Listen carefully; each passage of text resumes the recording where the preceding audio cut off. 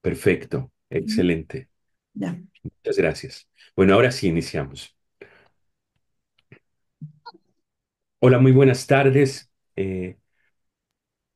muy buenos días, muy buenas noches. Aquí estamos, hoy es pues un día especial, es 26 de septiembre de 2024. Se, pues se recuerda que hay un problema en este país, que es la desaparición de 43 estudiantes y eso pues implica muchas cosas, ¿no? Entonces no quería dejar de mencionarlo antes de iniciar esta sesión, porque la mayoría de las actividades en la Facultad de Filosofía y Letras tienen presente este suceso. Vamos a iniciar los trabajos el día de hoy, un seminario en el que nos acompaña el doctor Ricardo Pereira de Melo, que vino desde Brasil a trabajar en esta semana con nosotros sobre marxismo, sobre capital y específicamente sobre el tema del crédito y el dinero.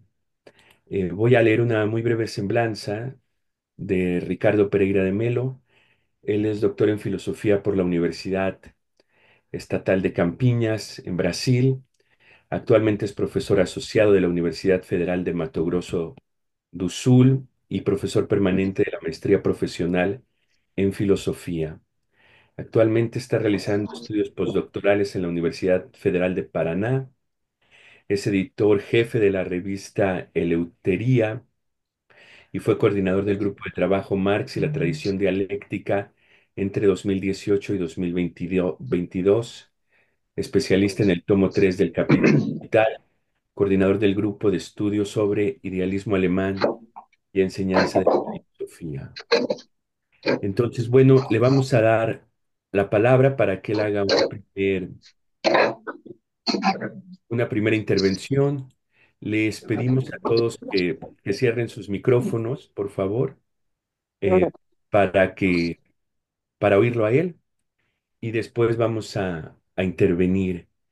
Ricardo, pues otra vez te agradezco mucho que estés aquí, que hayas aceptado la invitación eh, y, y bueno, que hoy dirijas el seminario en torno a el problema del dinero y el crédito en la obra de Marx. Adelante, Ricardo, por favor. Buenos dias. Quero agradecer imensamente por la invitação e estar aqui com ustedes. Agradeço ao professor Carlos pelo convite, por la invitação. Hoje a conferência é uma continuação das outras duas dadas ontem. Então seguimos aqui o slide.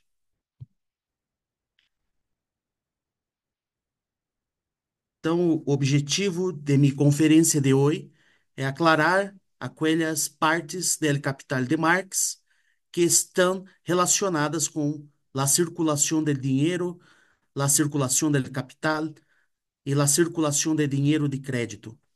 A conferência pretende criar um plano para futuras investigações sobre Marx e o capital. Então, comecemos. O filósofo argentino Henrique Dussel acertou ao dizer que o impacto da publicação dos Grundrisse, publicado em dois volumes, em 1939 e 1941, tiveram menos impacto do que os dos manuscritos de Paris, manuscritos econômicos, filosóficos de 1844. A recepção da obra demorou pelo menos até final da década de 1960, quando surgem vários comentadores dos Grundrisse, especialmente Roman Rosdolsky. Segundo Dussel, algo mudou a visão tradicional de Marx, mas não fundamentalmente. Agora, após tantas iniciativas acadêmicas e políticas, foi finalizada a parte 2 do projeto da Marx Engels Gesamtausgabe, a Mega 2, em 2016. Agora temos acesso em língua alemã de todo o arcabouço teórico de Marx para a montagem definitiva de O Capital. Neste entusiasmo, Dussel inclusive propõe que com essas descobertas começamos um novo período de pesquisa em Marx, ou como afirma o marxista italiano Roberto Fineschi, uma revolução científica. Então, o que viria a ser esse chamado Grundrisse, ou borrador, né? Ou elementos fundamentais para a escrita del Capital? Podemos dizer que os rascunhos preparatórios do Capital estão articulados em três momentos até a publicação do livro um: os manuscritos de 57 e 58, que são os mais conhecidos, que eu chamo, coloco aqui como os Grundrisse I; os manuscritos de 1863, 61, 63, que eu chamo aqui de Grundrisse II, que a tradução para o espanhol ficou conhecido como sobre as teorias de la plusvalia. No Brasil é Teorias da Mais-Valia, que é uma boa parte que foi publicado. Os manuscritos de 63, 65 ou 66, Grundrisse III, esse texto, esse livro, esse rascunho, esse manuscrito não foi traduzido ainda nem para o espanhol e nem para o português. E a versão definitiva do Capital, de 67, dentro desse plano eu vou tentar fazer o esboço aqui. Um longo período de amadurecimento. A primeira advertência ao ler os Grundrisse é a presença massiva de Hegel nos diversos cadernos, tanto no estilo quanto na teoria filosófica. Para Dussel, são textos magníficos, com a grande presença hegeliana, mas vai se hegelianizando cada vez mais até 1880, com pleno domínio da fenomenologia do Hegel, dos planos de profundidade, dos níveis de abstração, da sistemática dialética das categorias, e, enfim, de uma exposição plenamente científica. É importante destacar que entre 1857 e 1867, porque a escolha, porque os Grundrisse I terminam em 1857 e a publicação da primeira edição do Capital em 1867. 1857 é um marco importante, que é uma crise econômica, monetária, é uma crise creditícia dos bancos, que acontece em 1857, e que o Marx se adianta a publicar um texto até a publicação do volume 1. Então, Marx realiza uma mudança significativa nos planos de O Capital. O economista marxista polonês, Henry Grossman, foi o primeiro a contestar que a modificação do plano original da estrutura de O Capital nada teve a ver com problemas externos, de escrita, de estilo, como necessidade de clareza, nas quais tanto insiste Marx, ou das facilidades de expressão. Mas Grossman defende sim que essa mudança nos planos durante esses 10 anos tem um significado lógico, filosófico, dialético profundo. O contexto econômico na escrita sobre o dinheiro e crédito. Foi com a crise de 1800, crise financeira de 1857, que Marx foi forçado a começar o seu trabalho sobre economia. Marx estava convencido de que a crise que se desenvolvia em nível internacional criava as condições para um novo período revolucionário de toda a Europa. Ele esperava por esse momento desde a, as insurreições populares de 1848, e agora que finalmente parecia ter chegado uma nova crise, não queria que os eventos o pegassem despreparado. Então decidiu retomar seus estudos econômicos e dar-lhe uma forma acabada. Aqui uma carta de Marx a Engels, mais ou menos desse período de 8 de dezembro de 1857. Abre aspas. Estou trabalhando como um louco a noite toda e todas as noites, comparando meus estudos econômicos para pelo menos ter os fundamentos claros antes do dilúvio, que era a crise financeira, monetária desse período. Aí vem também o termo Grundrisse, né? O termo aí, os fundamentos claros. Grundrisse em Claren. Outra carta do dia 18 de dezembro de 57 mostra claramente a estrutura que o Marx está montando para a sua obra definitiva. Estou, segundo Marx, né?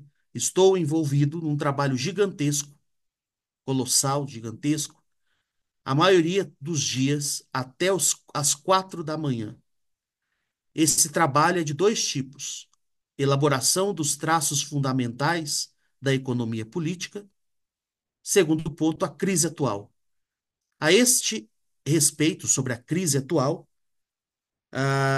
os artigos para o Tribune, que é o jornal onde Marx publicava, anoto simplesmente todo o dia a dia, o que me toma um tempo considerável.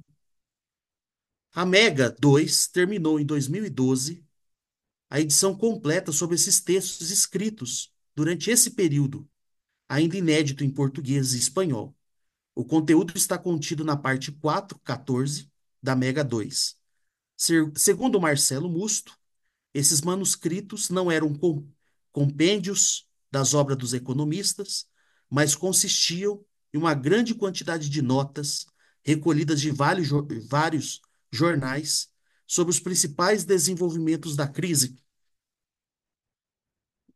Gente, tá tendo terremoto? É isso? Sí, está temblando. Bom, vamos continuar aqui. É, segundo Marcelo Musto, esses manuscritos não eram o compêndio das obras dos economistas, mas consistiam em uma grande quantidade de notas recolhidas de vários jornais sobre os principais desenvolvimentos da crise e do mercado mundial. Então vamos começar com, eu vou detalhar as partes desses manuscritos que trata sobre o dinheiro e o crédito para a gente fazer um plano de investigação futura de estudos. Os manuscritos de 57 e 58, chamados Grundrisse 1, é dividido em três partes. Uma introdução metodológica, boa parte traduzida para o português e tem em várias traduções, espanhol, francês, italiano. O capítulo sobre o dinheiro, na qual o Marx se ocupou do dinheiro e o debate sobre a natureza do valor e dos preços monetários. Debate contra a corrente freudiana do Darimon, que constitui os cadernos 2 e 3. É uma longa anotação É uma longa anotação sobre o dinheiro em Marx. O Dussel, esse capítulo sobre o dinheiro é importante porque Marx mostra o conceito de Marx sobre a permanência, conservação e processo de movimento do valor, que é o sentido hegeliano, sentido do ser presente na lógica. E o capítulo sobre o capital, que é a parte 3 dos Grundrisse, que aqui dá para a gente notar já uma estrutura que vai ter futuramente os três livros do Capital. Olha, dividido em três seções, que seria a parte sobre a produção da plusvalia, a circulação da plusvalia e as partes finais, que seria a parte livre do 3, que seria juros e lucro. Também abordou as formações econômicas que precederam o modo de produção capitalista. Esta parte dos Grundrisse é muito inacabada sobre juros e sobre os lucros. Finalmente, o livro vem a primeiro esboço do Capital, né? É publicado em 1859, no calor dos acontecimentos. Então, em 1859, diante do calor desses acontecimentos econômicos e da crise financeira e crise monetária, Marx publica o livro Contribuição à Crítica da Economia Política. O livro está dividido em duas partes. O primeiro é um capítulo mais curto, chamado A Mercadoria, e o segundo capítulo, bem longo, que ocupa 70 a 80% do livro, chamado Dinheiro ou circulação simples, tratando das teorias do dinheiro como unidade de medida. Então, inclusive o Marx no livro 3 ele cita vários momentos, se não me engano, são 6 citações só no capítulo 3 do livro 1 do Capital. Mostra a importância dessa parte. O livro de 1859, segundo Dussel, devemos considerar a contribuição à crítica da economia política de 1859 como o começo dos manuscritos de 61 e 63, que é o Grundrisse 3, e de fato Marx escreve o capítulo sobre a mercadoria primeiro e posteriormente aquele sobre o dinheiro. Porém, ele se detém e promete escrever futuramente um capítulo 3, chamado o capítulo sobre o capital. Seria então a primeira redação definitiva da futura seção 1 do Capital, e o interesse disso é que permite ver o desenvolvimento do Marx entre os Grundrisse 1, os Grundrisse 2 e a redação definitiva em 63. Em agosto de 61 a junho de 63, Marx voltou a dedicar-se à crítica da economia política, depois de quase 2 anos envolvidos numa controvérsia com Fouquet. O fruto desses estudos originais, os manuscritos econômicos 61 e 63, contendo 23 cadernos volumosos sobre a transformação do dinheiro em capital, sobre o capital comercial e, acima de tudo, sobre diversas teorias do valor dos economistas clássicos. Ainda sobre a crítica da economia política de 59, podemos dizer que seria a primeira parte de um sistema que o Marx depois modifica mais tarde com a publicação do Capital. Esse contém 2 capítulos, né, Mercadoria e Dinheiro, e de acordo com os esquemas do plano completo, a seção de 1 à seção 5 dos manuscritos, eu vou chamar aqui de Grundrisse 2, seria então uma certa continuação. Então, esses cadernos, os Grundrisse 2, foram ignorados por mais de 100 anos, antes que uma tradução russa fosse finalmente publicada em 1973, no volume suplementar 47 da edição russa. Uma edição original alemã foi publicada em 76 na Mega 2, volume 3, 2, 3. Esses cadernos os Grundrisse 2, os chamados manuscritos de 61 a 63, eles não estão completos nem em língua espanhola, nem em língua portuguesa. Em boa parte foram publicados o que a gente ficou conhecido como teorias da mais-valia ou teorias sobre plus-valia. Em português saiu agora, em menos de 15 anos, a tradução dos cadernos de 1 a 5, que não estão é, na chamada teoria sobre plus-valia. E boa parte dos cadernos de 21 a 26, principalmente que se diz sobre tecnologia, sobre o futuro do capitalismo, partes foram publicadas, só em partes foram publicadas em português e outra publicação importante sobre tecnologia publicado em espanhol pela editora Ciclo XXI. Os 5 primeiros cadernos seria então a continuação da contribuição e descreve o processo de produção do capital. Ele está dividido assim: transformação do dinheiro em capital, valor mais-valia absoluta e relativa. É, eu vou passando algumas partes que eu quero relacionar principalmente sobre o dinheiro e crédito, tá? Então, os manuscritos de 61 a 63, dos cadernos de 6 a 23, Marx fará uma viagem ao pensamento econômico clássico, texto que ficou conhecido então como teorias da plus-valia. Essa parte dos manuscritos constitui apenas a parte central dos manuscritos de 61 a 63.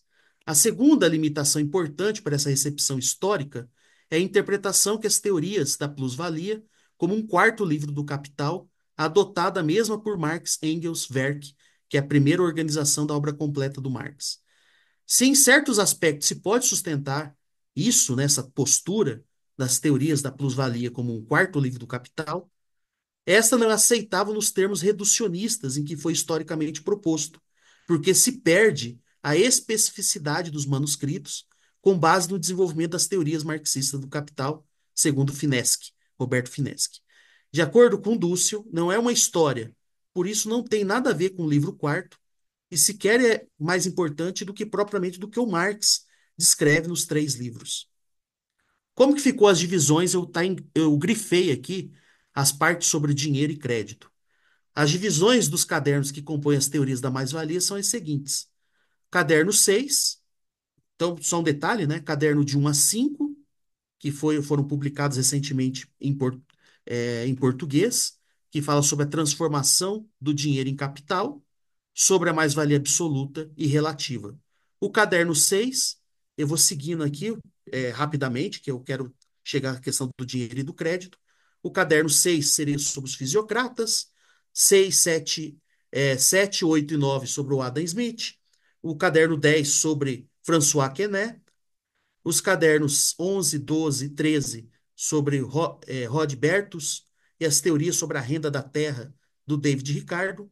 E aqui um grifo importante, o caderno 14 e 15, no final do caderno 15, tem a publicação de um texto apócrifo porque ele não coloca uma data, chamado Rendimentos e Suas Fontes, que Marx critica a chamada economia vulgar ou apologética. Em boa parte, inclusive do que eu tratei ontem, é, sobre o capital portador de juros, a parte do fetiche do capital portador de juros, está contido nesse texto, Rendimentos e Suas Fontes, que é um texto bem interessante para ser lido. Acredito que tenha tradução em espanhol na versão das teorias da plusvalia. O caderno 16, seria a seção sobre capital e lucro, que são partes sobre rascunhos em geral. Essa parte que são várias discussões sobre teorias da renda, da colonização.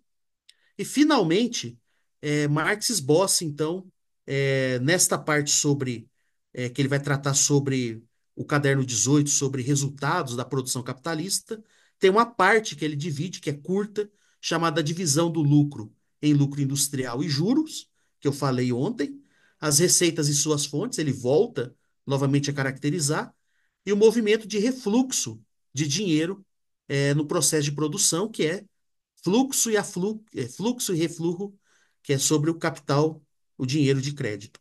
Nos cadernos 18, não temos uma análise do capital mercantil, 20 e 21 sobre a subsunção, 23, 22 ele volta ao trabalho sobre o Quesnay, e o caderno 23 são notas e observações. Então, desse caderno, boa parte sobre juros dos manuscritos de 61 a 63, em boa parte nós temos, tanto em português como em espanhol, traduções para a gente ver a evolução que o Marx está fazendo dos Grundrisse 1, passando pela contribuição à crítica de 59 e os Grundrisse 3. Então, isso já temos aqui muito texto publicado sobre dinheiro e sobre crédito. Passamos. Finalmente, o caderno de 63, 65, 66 que eu coloco aqui, de janeiro a maio, Marx dedicou o volume 2 do Capital. Os manuscritos foram divididos em três capítulos, que é a divisão do livro 2 praticamente, as metamorfoses do capital, a reviravolta do capital, ou a rotação do capital, circulação e reprodução, e nessas páginas Marx desenvolveu novos conceitos e conectou algumas das teorias do volume 1 e 3. Um detalhe importante, esses manuscritos de 63 a 65 não foram traduzidos completamente ainda para o espanhol e nem para o português. Foi este ano, foi traduzido para o inglês pela quem fez a tradução foi o professor Fred Mosley, bastante conhecido, marxista. Eu estou num projeto de traduzir uma parte dele que fala sobre o crédito, que é uma parte que corresponde talvez a 20% dos manuscritos, que é sobre o crédito. Ah,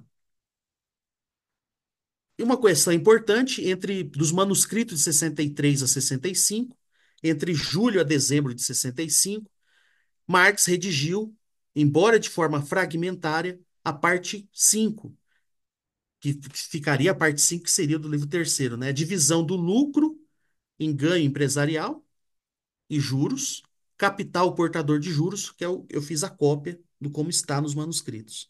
E a parte 6, transformação do lucro em renda fundiária, que também é uma forma autônoma de circular o capital. E a parte 7, rendimento e suas fontes, que o Marx já estava discutindo desde os Grundrisse 1. Essa divisão foi seguida por Engels quando publicou o volume 3 do Capital, que foi a parte que eu discuti com vocês.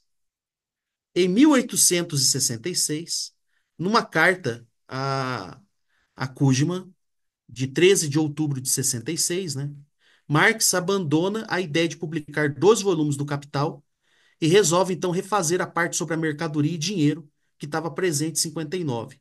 Eu acredito que até nesse momento o Marx achava que a contribuição já seria a parte um do Capital e o Engels fez algumas críticas boas, né, que o Marx falava que o Engels falava que esses capítulos eram muito abstratos, o que vai fazer o Marx reescrever o capítulo sobre a mercadoria e o dinheiro e publicar ele no volume um do Capital. Vejam aqui como o Marx fala para o Engels, ao Kujma. Abre aspas. Pensei necessário começar desde o início no primeiro livro. Julguei que isso fosse necessário, não apenas por causa da completude, mas porque mesmo as pessoas inteligentes não entenderam adequadamente a questão. Em outras palavras, deve ter havido defeitos na primeira apresentação, especialmente na análise da mercadoria.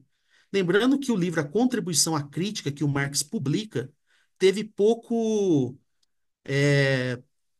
pouca repercussão no meio acadêmico e operário. Ele ficou, falou, resolveu talvez reescrever esse capítulo 1. A publicação, então, do Capital em 1867. Marx, então, quando chega em Hamburgo para a publicação dos textos inéditos do livro 1, escreve uma carta valorosa no dia 13 de abril de 1867, sobre o projeto que ele tinha de crítica da economia política, uma carta endereçada ao Engels. Abre aspas. Fomos tomar umas taças, com o editor, né, de Hamburgo, fomos tomar umas taças e me disse que estava realmente entusiasmado por me conhecer. Ele agora quer que o livro seja publicado em 3 volumes. Em particular, ele se opõe à compreensão do livro final, a parte histórica literária, que seria essa história da plusvalia. Como eu pretendia. Falou-me que, do ponto de vista editorial, e visando a massa de leitores comuns, esta era a parte para ele mais importava. Eu lhe disse que estava disposto a concordar com ele. Então, essa carta do dia 13 de abril, o Marx, de certa forma, abandona a ideia de 4 livros e é convencido pelo editor em publicar o Capital em 3 livros. E mostra aqui na carta de abril, um pouco depois, ele falando, né? A impressão começou a princípio dessa semana de tal forma que o primeiro volume sairá no final de maio. Todo o trabalho será publicado em 3 volumes. O seu título é O Capital, Crítica da Economia Política, e o primeiro volume compreende o primeiro livro, O Processo de Produção do Capital. Aí fecha aspas, é sem sombra de dúvida o mais terrível míssil que já foi lançado sobre as cabeças da burguesia. Essa é a definição, porque é importante destacar que Marx não publica o capítulo sobre o capital na contribuição à crítica de 59. Ele diz nas cartas que estava muito apreensível porque seria uma bomba, né, na circulação para a classe trabalhadora, para a burguesia. Eu também compreendo que ele não tinha amadurecido o suficiente a passagem do dinheiro para o capital, que deixa, que a gente consegue ver lendo os textos. Mas é importante dizer aqui que o livro sobre o capital, que é o livro um, né, que seria sobre o processo de produção da plusvalia, o termo que ele usa, né, é um terrível míssil lançado sobre as cabeças da burguesia. Então Marx então pensava então agrupar nesses 4 livros, né, e que ficou no final das contas apenas 3 livros do Capital. É, Continuando, então, a primeira publicação em 1867, não foi em maio, foi no dia 11 de setembro, e a estrutura ficou dessa forma do livro um. É importante destacar que ainda não estava dividido em seções como nós conhecemos, e tinha um apêndice chamado a forma valor. Na segunda edição do Capital, essa forma-valor vai para a parte um e ele cria um subtítulo, subcapítulo com o nome fictício da mercadoria, forma-valor, né? Duplo caráter do trabalho. Mas o que é importante aqui nessa estrutura é que ele refaz totalmente o capítulo sobre a mercadoria e dinheiro que estava na contribuição. Então, aqui é importante destacar isso.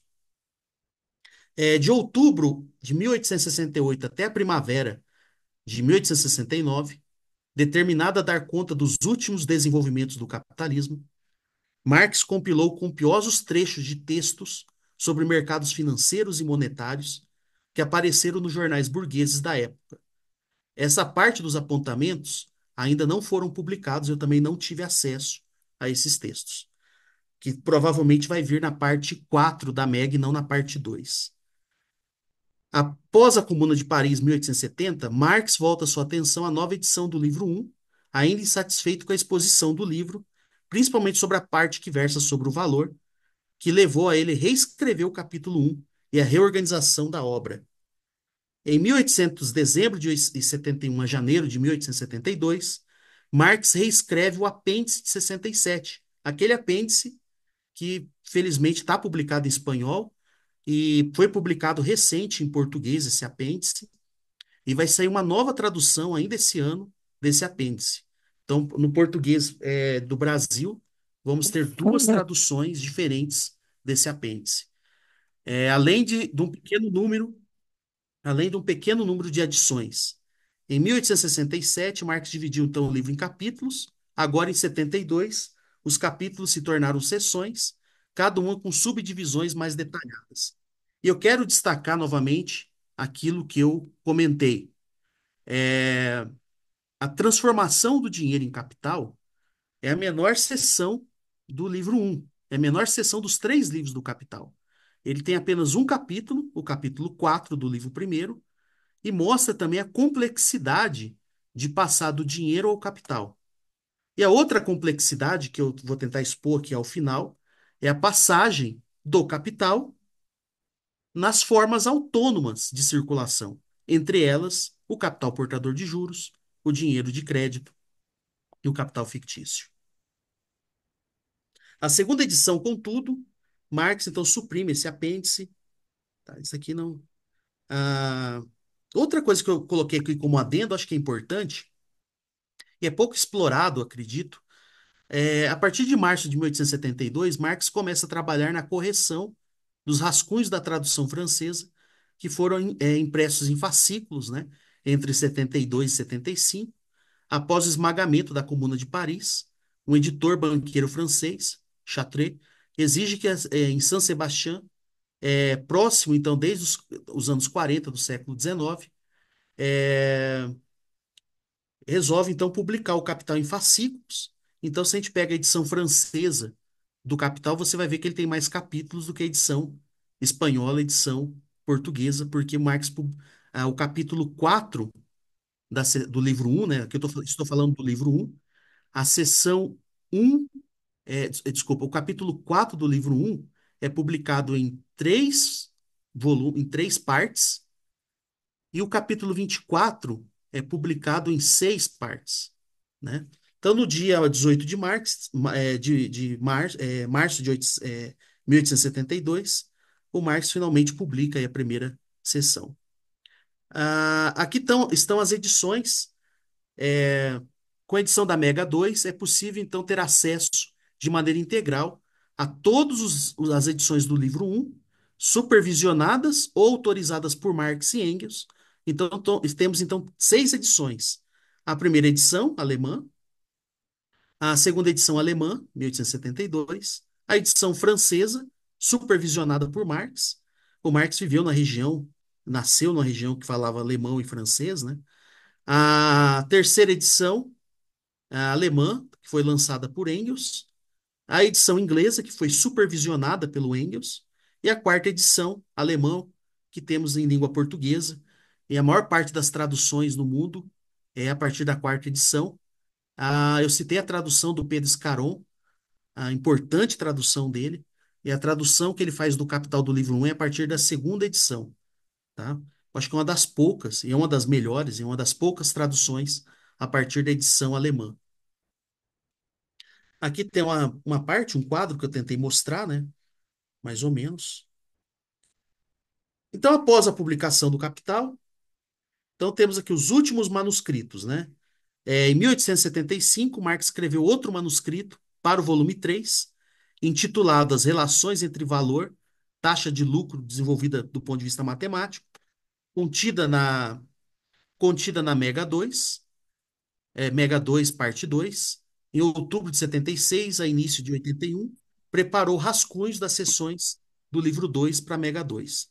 Todas essas partes agora, além daqueles Grundrisse 1, 2, 3 e 4, além de todas as edições do Capital que eu mostrei para vocês, a Mega também está publicando todos esses cadernos. Aí o caderno 14, o caderno 11, que são os manuscritos só do Marx, sem edição do Engels. Tá aqui só para vocês terem uma ideia das publicações. Olha lá, os Grundrisse 1, a quantidade de páginas. Mais de 700 laudas aí, páginas.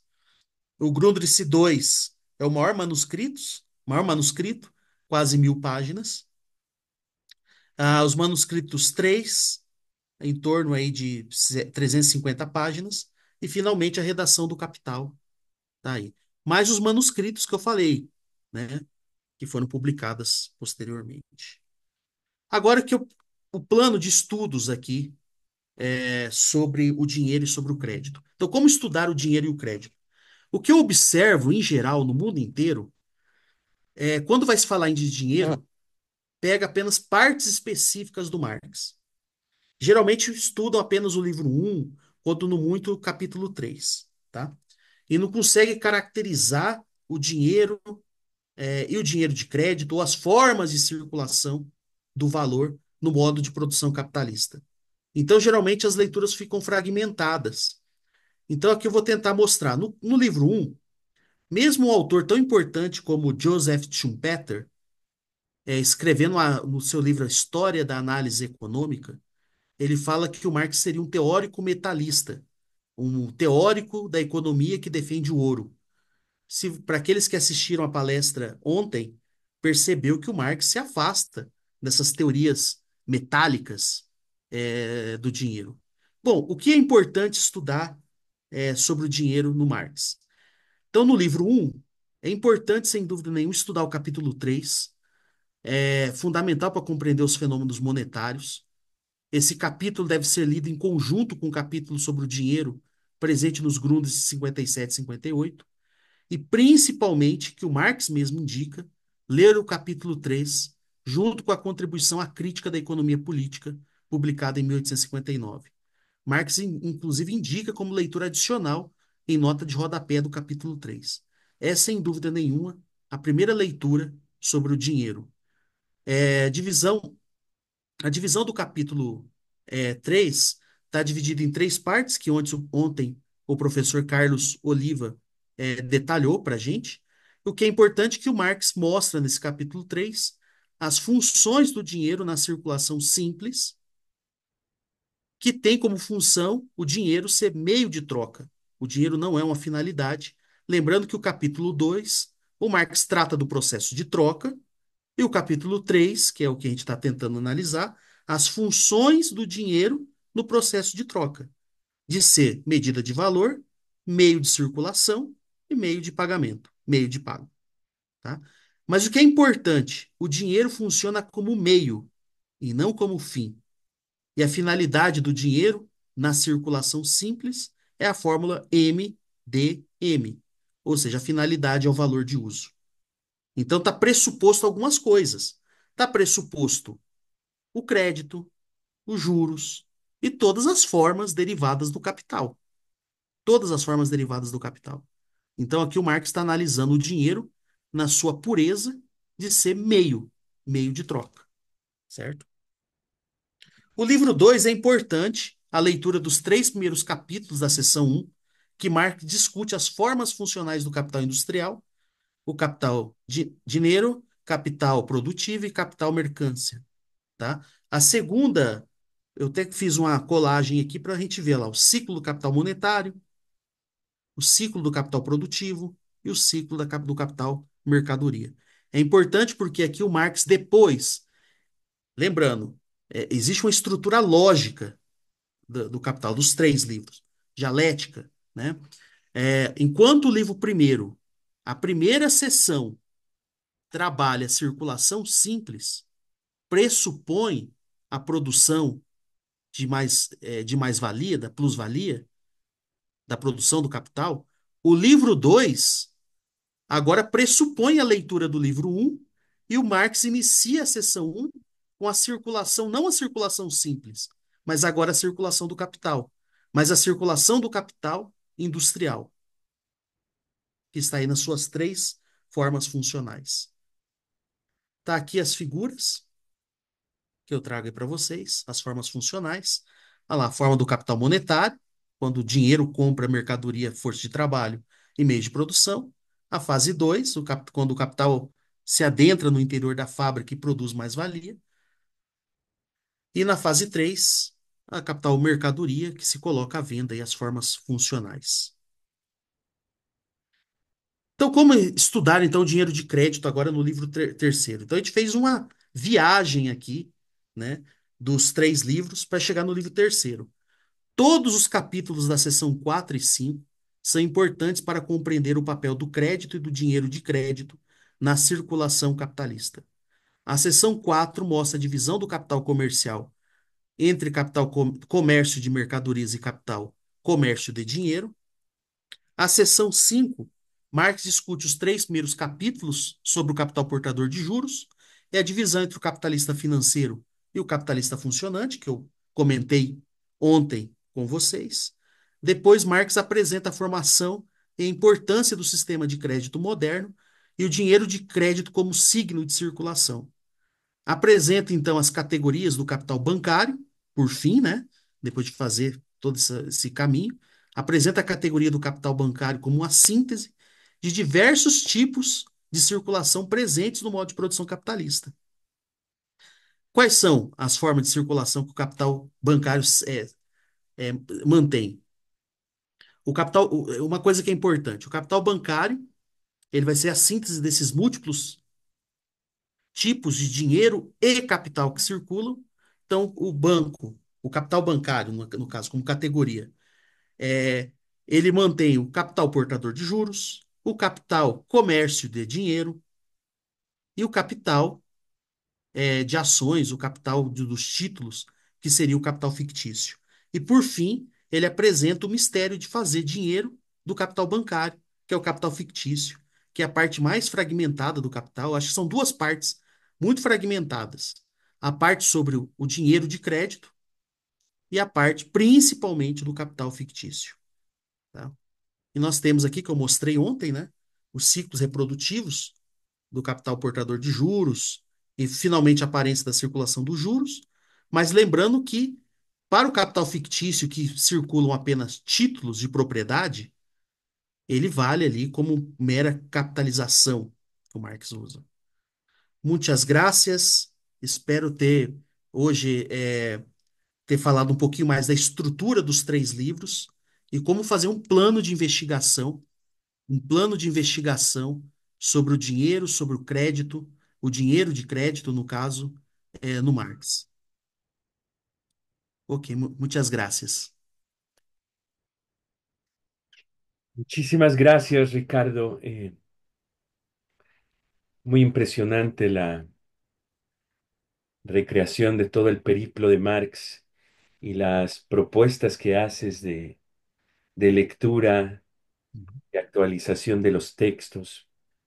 Eh, bueno, pues vamos a abrir una sesión de comentarios, de preguntas, de dudas. ¿Quién quiere iniciar?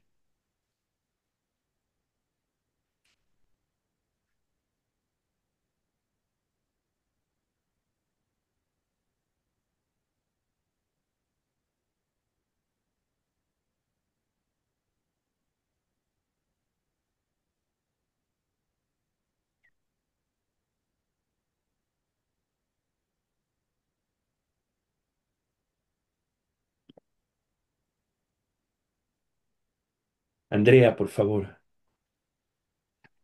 Eh, bueno, para empezar, hola Ricardo, muchas gracias por tu presentación.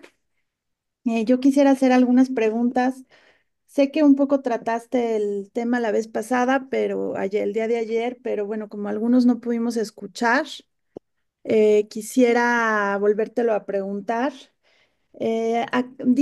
Dijiste ahorita al final de tu exposición que dinero prima, o sea, de prima, es decir, el crédito, la forma de circulación del crédito se presenta como la apariencia.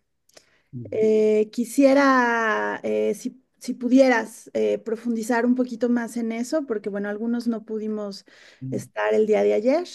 Y por otra parte, me pareció muy interesante lo que dijiste respecto a la reconstrucción, del primer capítulo del Capital. Sí, ahí me perdí un poquito, quería ver si pudieras volverlo a plantear. Entiendo que Marx replanteó el concepto de forma-valor, ¿no? Y introdujo el capítulo del fetichismo, bueno, la sección sobre fetichismo. Entonces quisiera ver si pudieras un poquito profundizar sobre esto por ahora. Pero muchas gracias, muy interesante. Ujú.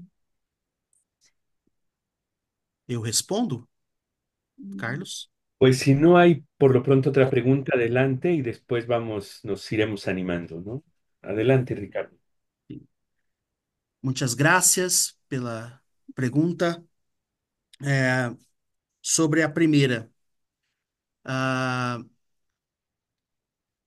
o que é importante, eu acho que no final da exposição, eu acho que eu não falei muito ontem, né? Aya, é a síntese do capital bancário. O capital, se a gente for pegar no final do livro um e no início do livro 2 do Capital, Marx está falando sobre reservas de valor, reservas de moeda, reservas, entesouramento. Essas reservas dos capitalistas industriais, elas fluem para os principais bancos, que forma a reserva dos bancos privados ou públicos, mas no caso é banco privado, que forma a reserva dos bancos. Os bancos não podem paralisar essas reservas porque dinheiro parado não gera valor. Então o banco trabalha facilitando o meio de troca. Então o banco tem uma função de ser um comerciante de dinheiro, né? Ele facilita as trocas, ele guarda, entesoura o dinheiro dos capitalistas. Então, de certa forma, também os bancos soltam o meio de pagamento, o meio de pago entre trabalhadores e capitalistas, empresta dinheiro, aí surge a categoria, né, capital que devengas interesse, empresta a juros, a interesse, é, e quando o banco empresta dinheiro para um capitalista industrial, um capitalista comercial, ele recebe uma quantia que a gente viu ontem que era interesse. O capital portador de juros, ele tem uma relação direta com a produção da plusvalia, porque o dinheiro emprestado precisa gerar frutos. Então, na forma capital portador de juros, ela é interligada com o ciclo reprodutivo do capital. Então, ela passa pelas formas funcionais para gerar a mais-valia, plusvalia. E não é a circulação aparente de linha do capital portador de juros. Então, a circulação completa do capital portador de juros, ele adentra a, no ciclo reprodutivo e no final você tem troca de formas, né, de propriedade do capitalista industrial funcionante com o capitalista financeiro, e o Marx fala que essa troca é apenas forma sem conteúdo, contenido. É, E o Marx fala que é uma forma ilusória de linha para o capital portador de juros. Só que o capital bancário tem uma outra função, que é o que eu não discuti ontem, né? Que é a função de entrar no mercado de ações e de títulos do Tesouro e negociar papéis. Os fundos, por mais que hoje nós temos fundos de pensão, os chamados fundos mútuos, mas todos esses fundos são ligados a uma reserva dos bancos. Então, os bancos finalmente chegou o seu final, que é produzir, né, fazer circular papéis, que é pura, que o Marx chama de que é puro preço, sem valor. Aí vale, não o D linha valeria, não vale para o capital portador de juros e seria alguma coisa próximo do capital fictício, que vende apenas propriedade futura, com apenas a garantia da confiança. Então, acho que a questão importante a ser estudada, e que muitos estudiosos em Marx não levam em conta, é o papel do capital bancário na estrutura dialética do capital. Sobre a estrutura do livro um, o Marx modifica, então, em dois momentos aí o capítulo um. A primeira versão, que vem apenas como mercadoria e dinheiro. Então, ele repete ali várias questões sobre a mercadoria, sobre o valor de uso, valor de troca. É, o apêndice da primeira edição de 1867, o Marx dedica uma parte que eu considero bastante complicada, as chamadas formas do valor ou valor de troca. Então, vai lá um apêndice, lá no final, que ele dedica em boa parte isso. E que também tem ali, dá esse entender a questão do fictício da mercadoria. Na seção, inclusive essa parte do livro de 1867, ela já é uma versão modificada e melhorada da contribuição à crítica, tá? Que o Marx discute valor de troca e valor de uso, mas a ideia de valor não estava presente na contribuição. E agora está presente na seção um.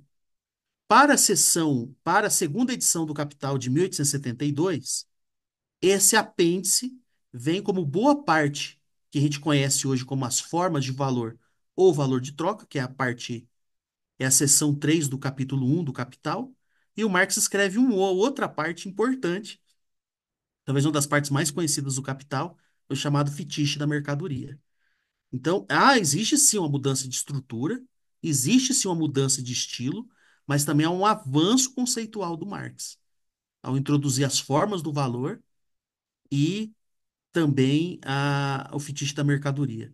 Se você pegar esse apêndice de 67, ele é um apêndice com a linguagem muito filosófica. Ele tenta mudar também o estilo da escrita na segunda sessão para ficar mais compreensível para a classe trabalhadora.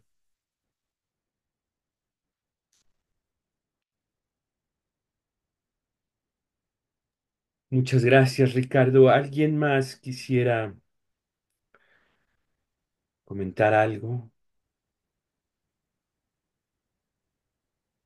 Estoy revisando una cuestión de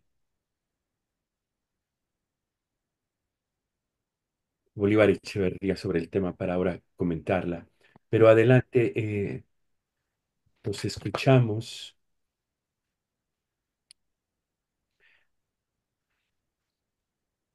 Bueno,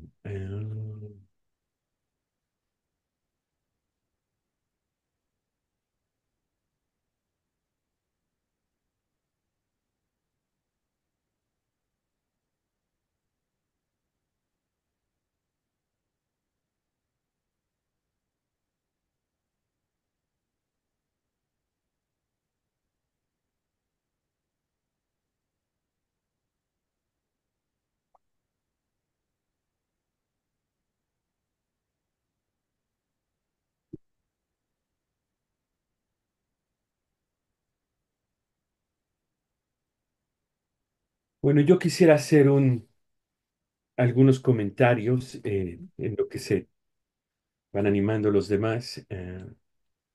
Uno que hice ayer y que quisiera repetir hoy es sobre la importancia de la traducción de todos estos trabajos, ¿no? La importancia de la traducción de todos estos trabajos.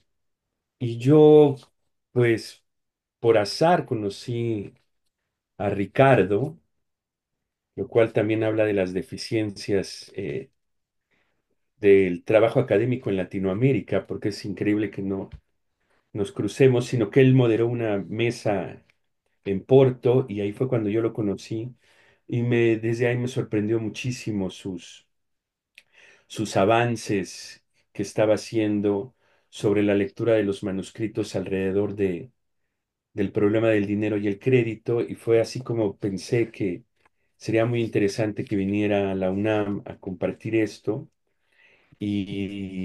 y a mostrarnos pues vías de relectura del Capital de Marx y sobre todo vías de relecturas pues de esta forma del capital actual que es el capital usurero, financiero, crediticio y que Marx ya proyecta en una categoría muy importante que es el capital ficticio, que es el que Ujú, empieza a regular grandes franjas de la socialidad actual. Entonces me parece como un llamado de atención importantísimo lo que se está haciendo en Brasil y que en México y en Latinoamérica hay una especie de pequeño bache cuando fue tan importante la traducción, como el mismo Ricardo lo ha mostrado, la traducción de la obra de Marx en español. Eh, eh, entonces eso me parece en sí mismo muy importante, la reconstrucción de Marx, el empate epistemológico que se está haciendo en casi todos los continentes, ¿no? Donde se está traduciendo prácticamente a la par. Como decía Ricardo, hay cosas que se van a traducir primero en portugués que al inglés incluso, ¿no? Que la mega, según parece. Pues bueno, ese es un primer comentario. Y después yo tendría muchísimas dudas, pero quiero plantear dos puntos.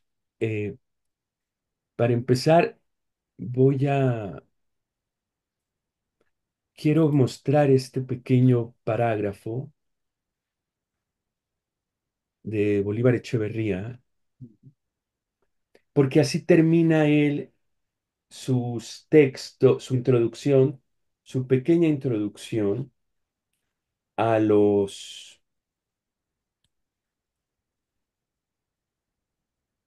su pequeña introducción a la tecnología del capital, lo que él llama la tecnología del capital, y como subtítulo dice subsunción formal y subsunción real del proceso de trabajo al proceso de valorización, extractos del manuscrito 61-63.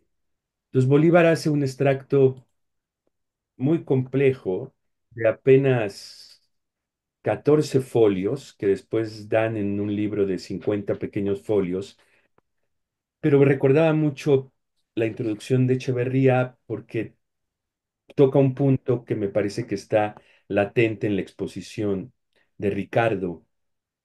Dice Echeverría al final de su exposición, cabe indicar además en lo que respecta al núcleo del contenido específico del discurso crítico de Marx, es decir, a la teoría de la contradicción entre el proceso social natural de producción y consumo y el proceso social capitalista de valorización del valor, que el concepto de subsunción tiene una especial importancia. Es el intento más avanzado hecho por Marx de mostrar en términos teóricos generales la manera en que se articulan esos dos procesos contradictorios. Si todavía en los lineamientos de 1857 veía el proceso de trabajo incorporado en tanto que materia a la forma capital, en el manuscrito de 1861-1863 intentará verlo no como una realidad intocada en sí mismo por un modo de funcionamiento capitalista, sino como una substancia afectada esencialmente por la forma capitalista que se encuentra mediando o posibilitando su existencia, sea solo desde fuera de él o ya desde su mismo interior. ujú, Esto es, lo que me parece que está haciendo Echeverría y que quisiera saber la opinión de Ricardo al respecto, es diciendo que propiamente las crisis financieras que ve Marx, por un lado, las crisis financieras que ve Marx, por un lado, y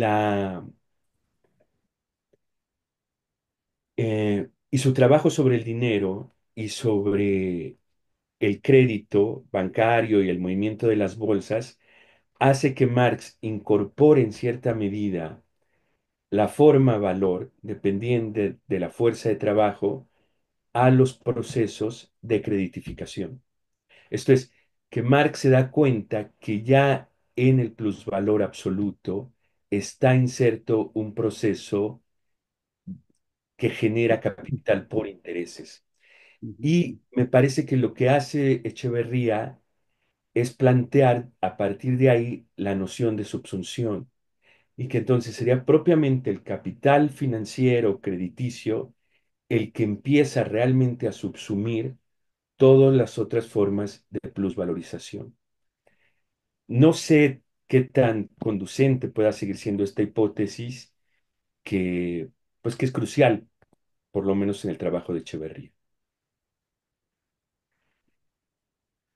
muitas graças, Carlos. Muito boa, eu acho que eu não conheço esse texto. Depois a gente conversa sobre o texto do Bolívar Echeverría. Eu tendo a concordar, eu acho que, de certa forma, eu tentei mostrar isso, né? Que a circulação, na sua forma mais acabada, ela é forma e não conteúdo, né? Então, ao mesmo e é uma contradição. O modo de produção capitalista chega a uma contradição incontornável. Qual que é a contradição? Alguns autores marxistas brasileiros usam o termo desmedida. Alguns gostam de usar desfuncionalidade ou desfunção. Mas, em todo caso, é uma crise, é uma contradição do ponto de vista filosófico, que não se resolve, e uma crise do ponto de vista econômico. Por quê? Se de um lado, para a expansão da valorização, o capital precisa se multiplicar, ele precisa da força de trabalho, por outro lado, ele se reproduz apenas as suas propriedades, apenas as formas, criando a contradição. De um lado, apenas papéis fictícios, que não têm conteúdo, não têm ligação nenhuma do ponto de vista econômico e filosófico com a classe trabalhadora, e por outro lado, o modo de produção capitalista é uma forma de exploração da força de trabalho. Então cria-se uma contradição que não se resolve, ou ela se ajusta no momento das crises. Então, as crises, mais do que uma disfuncionalidade, né, ela mostra o que era meramente aparente, mostra a essência do modo de produção capitalista. E a crise, por exemplo, a de 2008, a do subprime, onde os títulos foram destruídos para recomeçar novamente o processo de acumulação aí fictícia. Então, como eu falei ontem, né, nós estamos, na verdade, no meio do caminho entre a crise de 2008 e a próxima crise. Então, eu tendo a concordar com esse trecho, é muito interessante, que mostra aí a contradição entre conteúdo e forma, entre uma disfunção, entre uma desmedida, de um lado, se produzindo só preço, sem conteúdo, e do outro lado, o modo de produção capitalista sendo dependente da forma valor, onde o seu conteúdo, né, é a produção, utilizando a força de trabalho, a produção da plusvalia. Então, realmente, no modo de produção capitalista, chegou a tal ponto que as contradições elas precisam ser resolvidas nessas crises abruptas ou uma transição para uma sociedade não capitalista. Muito obrigado. No, muchas gracias, Ricardo. ¿Quién más quisiera plantear algo? Yo, Carlos, quisiera hacer una pregunta. Beth, por favor, adelante. Pues gracias por la presentación, Ricardo. Y como especialista del tercer tomo del Capital, quisiera que ahondaras un poco en la descripción de Marx em, en el papel de los bancos en la administración del capital y la circulación del dinero, si pudieras. Gracias. Sim. Graças, Berenice, certo? Isso? Bet- Betty Graças. Bravo. Ah, sim. É, muito boa, muito bem. É, os bancos têm um papel fundamental para a circulação do capital em geral, tanto destruindo o capital, como colocando novos capitais em circulação. No tempo do Marx, ele já via essa função no Banco da Inglaterra e no Banco da França. Mas hoje, principalmente a partir de 1970, 80, 90, os bancos têm um papel fundamental para manter o sistema capitalista e seus graus de circulação. Ontem, inclusive, eu comentei rapidamente como que os bancos centrais são atrelados aos governos, né, centrais, e como que o Banco Central está ligado aos bancos privados para fazer circular o dinheiro de maneira rápida nas suas três formas, né? O comerciante de dinheiro, o comércio de dinheiro, o capital portador de juros, mas principalmente os títulos da dívida pública. Essa é o que o Marx fala que seria a forma que ele não desenvolve, né? Mas seria a parte mais é, contraditória do modo de produção capitalista, que seria os títulos da dívida pública, tá? Existem poucos trabalhos que mostram, inclusive eu não escrevi sobre isso, porque realmente o Marx não desenvolve, ele só apenas, o que eu estou falando para vocês é o que ele escreve sobre a parte sobre o capital bancário. Mas os títulos da dívida pública são a principal forma aí de circulação para manter a estrutura de interesse, juros, né, do modo de produção capitalista. Então, a gente precisa de alguns bons trabalhos para começar a desenvolver a relação entre o capital fictício e os títulos da dívida pública. Graças pela pergunta.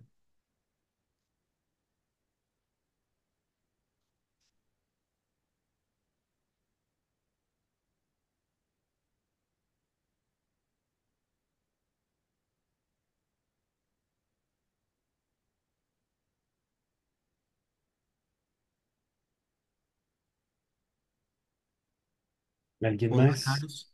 Ah, olá, Carlos. Aquí estoy, aquí Ah, estoy. sim. Pero no veo mi imagen, ¿verdad? Ah, no, sí, ya me vi. Bueno, sí, es un tema complicado, ¿no? Y es un tema además que apenas se está volviendo a plantear dentro del marxismo eh, y que implica además trabajos complejos, ¿no? La Uhum. relectura de los tres primeros capítulos, el replanteamiento del problema del fetichismo. Pero bueno, entonces en lo que se animan, yo otra vez voy a decir otra cosa. Profesor, Ay, Jair, perdón, discúlpame, adelante. sí, bueno, pues tiene un poco que ver colateralmente con el tema. Bueno, el profesor invitado lo mencionó, pero usted también. Entonces me gustaría si se pudiera hablar un poquito acerca del fetichismo. Bueno, como usted lo acaba de mencionar en relación al tema que nos ocupa el día de hoy, pero si fuera posible también hablar un poco de pues aprovechando al invitado, cómo se ha entendido, o sea, hay una tradición de lectura de ese apartado tan polémico e importante que es el del fetichismo en el libro primero, ¿no? Acá he leído algunas tesis e hipótesis, ¿no? Si usted pudiera también mencionar algo, lo agradecería mucho, ¿no? Entonces, me interesa mucho ese tema y pues bueno, ya que lo están mencionando, pues sería muy interesante escuchar al respecto, ¿no? Uhum.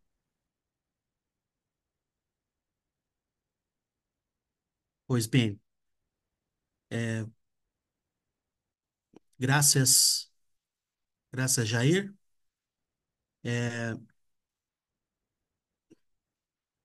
Eu vou comentar um pouco sobre o fetiche do capital portador de juros.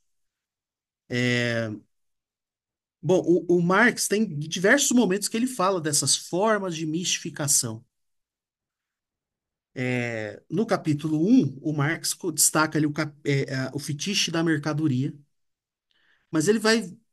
O fetiche da mercadoria é algo presente nas categorias, que serve como ocultamento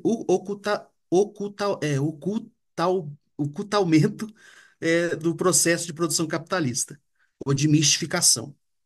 Então, eu tenho uma chave de leitura do Capital dessa forma, a partir do livro primeiro. O Marx tenta mostrar a essência do modo de produção capitalista e, junto com ela, vai mostrando a sua aparência. Ele vai mostrando a forma-valor, medido por tempo, sobre o trabalho socialmente necessário, e medido por preço. Então, se você vai ler nessa chave dos três livros, o Marx vai utilizando, inclusive, exemplos muito semelhantes. Ele vai complementando. Ele vai mostrando a essência do sistema, né? O- As mercadorias sendo medidas pelo tempo de trabalho socialmente necessário, né? Tem uma ligação, vamos dizer assim, material, né? E do outro lado, medido na forma preço. Ao chegar no livro terceiro, nessas formas do capital portador, capital que devenga interesse, o Marx fala que finalmente o capital chegou ao seu máximo de fetiche. Seria também o capital fictício, né? Seria a última forma, a forma mais acabada do fetiche.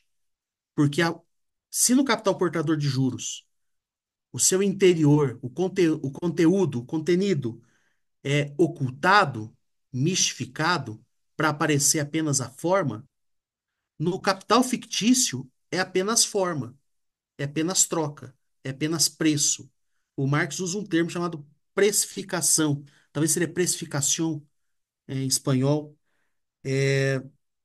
que seria o ápice desse fetiche. Então, o fetiche da mercadoria, ela seria apenas o primeiro momento mais abstrato em que o Marx vai desenvolvendo essas formas de mistificação nos três livros.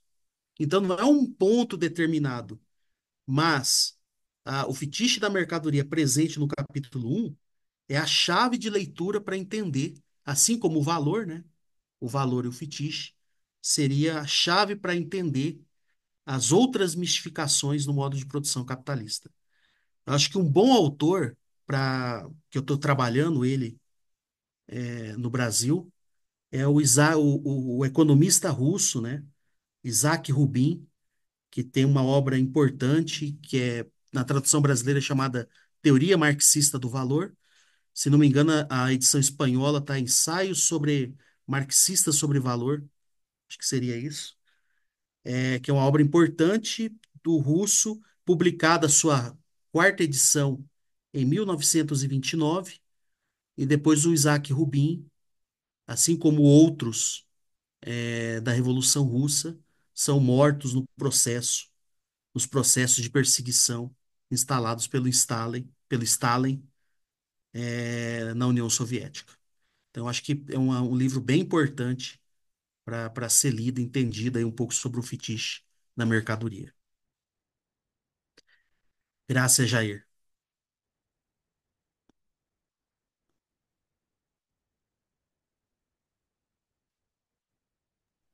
Adrián, adelante.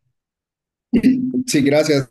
Hola a todas, a todos. Ricardo, muchas gracias de nuevo por tu presentación, que ha sido como la de ayer, pues muy interesante por la temática, compleja, como se ha dicho aquí, poco estudiada, difícil de aprender, y también por la ruta, digamos, crítica que nos presentas para leer en Marx estas cuestiones del crédito, que creo que esa es una tarea pues muy buena, ¿no? Que te has echado y que nos compartes, porque si nos pone eso, ¿no? A mí algo que me ha llamado la atención de lo que nos has compartido tiene que ver, en principio, con la determinación histórica del capital crediticio, de la producción de intereses en términos de la producción industrial. En ese sentido, yo te quería preguntar, por un lado, a partir de esta ruta de lectura que nos propones, si habría alguna cosa que tener en cuenta, alguna particularidad para pensar, digamos, la situación del crédito y de la producción de intereses en las economías latinoamericanas, que digamos, aquí la producción industrial tiene un estímulo externo como muy fuerte, ¿no? Y por otra parte, una relación también muy marcada con la producción agrícola, ¿no? Y lo interesante es, se me hace eso, ¿no? Como a partir de estos puntos que nos propones para leer estas cuestiones en Marx, ¿cómo se podría, cómo podríamos realizar un acercamiento a la situación de América Latina, ¿no? Eso por un lado, si encuentras ahí alguna particularidad, si, qué onda, ¿no? Por ahí. En segundo lugar, también me gustaría preguntarte, ¿qué diferencias encuentras con respecto a la situación del crédito de intereses en el siglo XIX y en la actualidad, ahora que también está tan expandido la creditificación en todos lados, ¿no? Incluso que a mí se me hace muy interesante y lo pensaba ayer, que debe ser sintomático, ¿no? Que incluso ya los movimientos económicos se realizan cada vez menos con dinero físico y más con tarjetas que además ya ni metes al dispositivo, sino que las acercas, ¿no? Entonces, eso en principio me gustaría preguntarte y de nuevo, pues muchas felicidades y gracias por tus conferencias.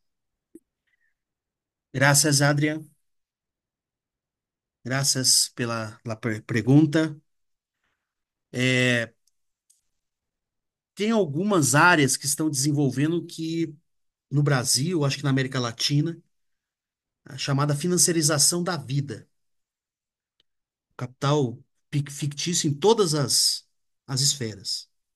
Na educação, as universidades cada vez mais abrindo para o capital, do mercado de ações, no mercado de capitais. Na saúde, né, os planos de saúde são ligados ao são empresas que são ligadas a fundos de pensão, a mercado de investimentos, mercado de capitais, a, a previdência, né? O que restou dela, né, na América Latina, e os que não foram completamente privatizados, tem uma forte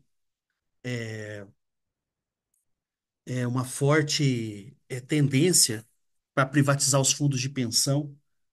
Então, o significado da chamada financiarização, ou que na categoria seria transformar o sujeito, o valor, na forma de capital fictício, como quase que um sujeito ditando todas as normas de vida para as pessoas, acaba financiarizando todos os processos, tá?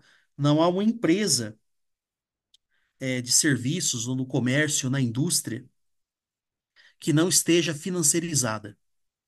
Inclusive tem consultores, né, que transformam até empresas pequenas, empresas médias, de capital aberto, né? O que seria capital aberto, né?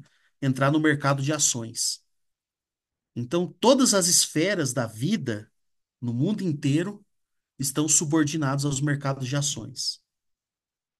A questão é que, no caso específico para a América Latina, uma economia que teve um problema sério com a dívida pública, com a dívida externa, né, que é uma dívida pública, no caso do México, do Brasil e da Argentina, subordinando todas as políticas sociais às nuances do Banco Central e do Banco Mundial, que impõem a esses países latino-americanos uma política de austeridade.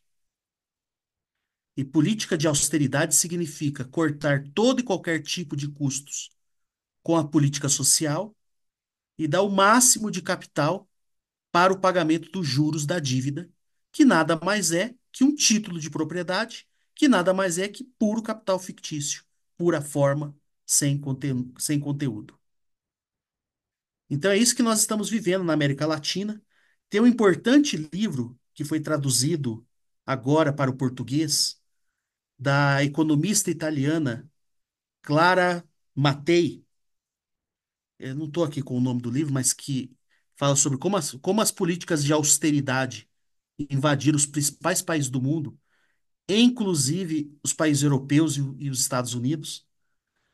E ela fala que a austeridade fiscal, que é cortar dinheiro para as políticas sociais e dar dinheiro para os bancos, ao mesmo tempo está afundando as democracias no mundo.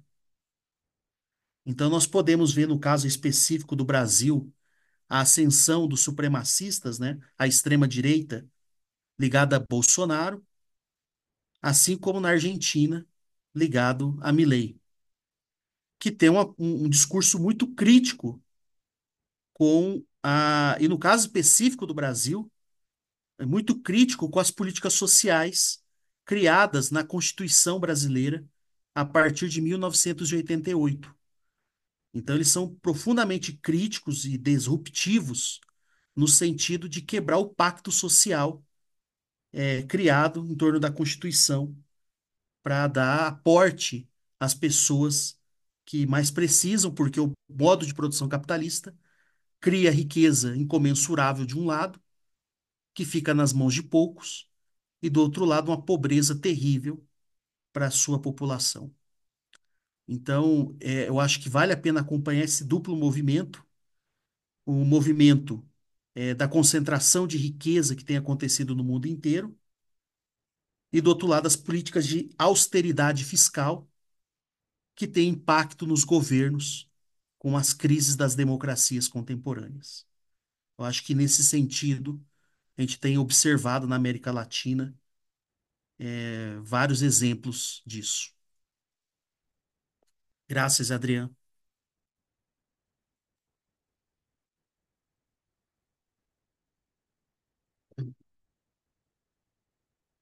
Yo quiero hacer una referencia a esto que acaba de decir Oh, sim. Ricardo. Eh, Justo ayer eh, recordé el texto Sim. de Susan de Brunford, Marx y el dinero, que es un texto para mí muy importante. Y ayer, después de las conferencias de Ricardo, eh, volví a ver un esquema que ella realiza en ese texto, que yo traduje y que aquí está, porque ayer con las conferencias de Ricardo y a partir de lo que ahora decía, pienso en lo que está pasando con esta exterioridad del capital, como la plantea muy bien Ricardo, que es la forma de como este fetiche último que alcanza y que subsume todas las formas concretas y materiales donde se está produciendo la riqueza. Pero lo que ya dice de Brunhoff, y que me parece muy interesante, es esto, que cuando se hace la función de hay dos cosas que se cumplen y que ya están echadas a andar desde las primeras formas del dinero. Y dices la desmaterialización del dinero, ¿no? Eso es muy interesante, cómo ella ya ve que Marx está viendo que el despliegue del capital tiene que llevarnos a esto que hacemos ahora, ¿no? Los pagos por intereses, el desplazamiento de deuda, el consumo de la mercancía impaga, sino que se pospone, el pago con dispositivos y ya no propiamente con moneda, sino que de Brunford señala esto, ¿no? Es necesario que cuando se va creditificando el capital se desmaterialice el dinero, ¿no? Y yo creo que lo interesante de la notación de Brunhoff es que la desmaterialización del dinero implica la desmaterialización de la nación y del Estado, porque el dinero está simbolizando la riqueza del capital nacionalizado, ¿no?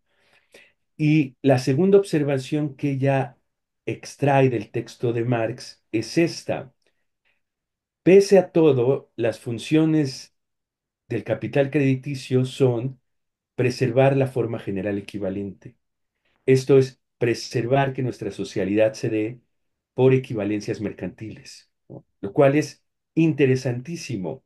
Entonces es un capitalismo que desmaterializa el dinero y con ello desmaterializa los procesos nacionales y estatales, pero a la vez exige que se mantenga la forma mercantil. Y eso es lo que hace que sea un capitalismo tan distópico, porque es un capitalismo que no empieza a jugarse, creo yo, dentro de las formas nacionales y estatales, sino en los mercados liberalizados de manera pues salvaje, ¿no? No sé si esto causa algún sentido. Sim. É, só falar do nome do livro, é da Clara Mattei, economista italiana. Eu acredito que não tem ainda tradução para o espanhol. O nome do livro é A Ordem do Capital, e tem como subtítulo interessante, né? Como os economistas inventaram a austeridade e abriram caminho para o fascismo. O título sobre o processo que a Brunhoff comenta no seu livro, um importante livro. Na verdade, são vários livros que ela escreve, e o primeiro é sobre Marx e a moeda, né? Porque no capítulo 3 ainda no dinheiro como medida de valor, o dinheiro é um dinheiro mercadoria, que é medido numa mercadoria especial, o ouro, e acontece, e o Marx, para manter essa relação, ele termina o capítulo 3 voltando ao dinheiro mundial, mostrando que o dinheiro mundial é igual a ouro. Mas por que que o Marx faz isso? Ele sabia que não era. Ele fala isso no livro terceiro, que o que circula não tinha lastro, não tinha correspondência com o ouro em circulação. Circulava-se apenas notas bancárias, ordens de pagamentos dos bancos. Então, por que que o Marx insiste em manter ali o dinheiro, mercadoria até o capítulo 3? Porque penso eu que é uma questão metodológica. Por quê? Os dois primeiros livros do Capital, o Marx está trabalhando que valor é igual a preço e que dinheiro é igual a ouro. Mas é como para mostrar exatamente as contradições mais abstratas que já está contida no interior da mercadoria. A partir do livro 3 ele abandona todas essas esferas. E outra coisa que é importante, tanto no livro um como no livro 2 podemos dizer que a concorrência entre capitalistas praticamente está pressuposta também. No livro terceiro, o Marx abandona todas essas condições, esses pressupostos, e agora ele coloca como resultado. Então aparece a concorrência intercapitalista e intracapitalista, a transformação dos valores em preços de produção, preços de mercado, ou seja, que o preço da mercadoria não corresponde ao seu valor necessariamente, né? Aparecem as formas autônomas do capital industrial, aí aparecem todas essas formas que eu descrevi, e o seu ápice da situação, que é o capital fictício, a circulação de papéis, o Marx deixa até, eu acho que usei essa citação, ela não tem relação nenhuma material com o ouro, ela não tem lastro. A única garantia é a palavra que todos nós precisamos confiar do banqueiro, do banco. Então, de certa forma, o John Maynard Keynes estava correto, né? Que a economia capitalista é baseada numa economia de confiança, né? De expectativas e confiança. Então, quando o Marx chega nesse ápice, o dinheiro que circula, o dinheiro de crédito nas suas diversas formas, ela não tem lastro nenhum com o, o ouro e circula-se papel, que é uma forma disruptiva. E no capitalismo atual, a gente viu isso exatamente na chamada crise do Bretton Woods, né? Que é quando os Estados Unidos suspendem a conversibilidade do ouro em relação ao dólar, que acontece em 1971 e depois 1973, onde nenhum país conseguiria trocar no mercado intrabancário qualquer moeda de circulação por ouro. E o ouro ficou retido, em boa parte desse ouro monetário foi retido nos bancos norte-americanos, no Federal Reserve. E hoje nós estamos vendo uma economia, um dólar sem lastro, né? Então as moedas e os títulos, a maior parte tem um seguro cambial. Esse seguro cambial está estipulado em dólar e o dólar não tem lastro. Então nós estamos numa economia que a gente precisa confiar nós precisamos ter a confiança nos bancos, né? Então, no momento da crise de 2008, foi todo aquele que marca também, de certa forma, em 2008, o retorno da leitura do Marx, né? Como uma tentativa de explicar a crise capitalista, que estava se acontecendo, o que se passava no modo de produção capitalista com aquela crise gigante.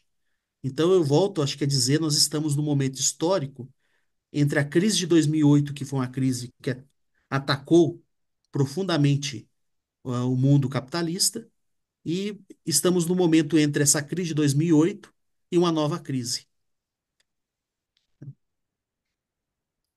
Espero ter respondido, Carlos. Graças pela pergunta. Bueno, pues alguna otra intervención, pregunta.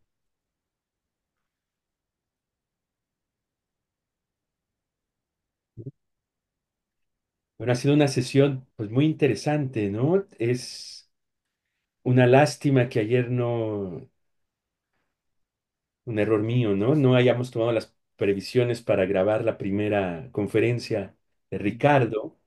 La segunda conferencia está alojada en el posgrado de latinoamericano, si no me equivoco, en el canal. Esta estará, lo logramos grabar, por suerte, ¿no? Entonces, han sido tres conferencias increíbles, ¿no? Realmente que colocan, ¿no? Pues sobre todo a los estudios brasileños, nos damos cuenta que están a la punta, ¿no? De los estudios sobre el marxismo, ¿no? Y que eso nos ayuda muchísimo para nuestros trabajos. Eh, y pues si no hay otra intervención, pues quisiera agradecerle muchísimo a Ricardo la participación en el seminario, ¿no? A todos ustedes y pues seguramente tendremos mucho más trabajo con él, ¿no? Y con colegas que estamos trabajando sobre Marx, ¿no? Sobre la forma valor, sobre la forma crédito, sobre la forma dinero, intentando ver salidas dentro del capitalismo y salidas también postcapitalistas. No sé si alguien quiera decir algo, Ricardo. Muitas graças, Carlos. Foi um prazer estar com vocês nestes três seminários. E só tenho a agradecer-te pela organização dos seminários. Muitas graças aos estudantes. Apenas isso. Muitas graças. Bueno, pues entonces aquí terminaremos y pues que sea un buen día en lo que resta, ¿no? Nos sumaremos algunos a las jornadas de protesta en marcha y bueno, nos veremos pronto, ¿no? Gracias a todos. Muchas gracias. Gracias, hasta luego. Tchau, tchau.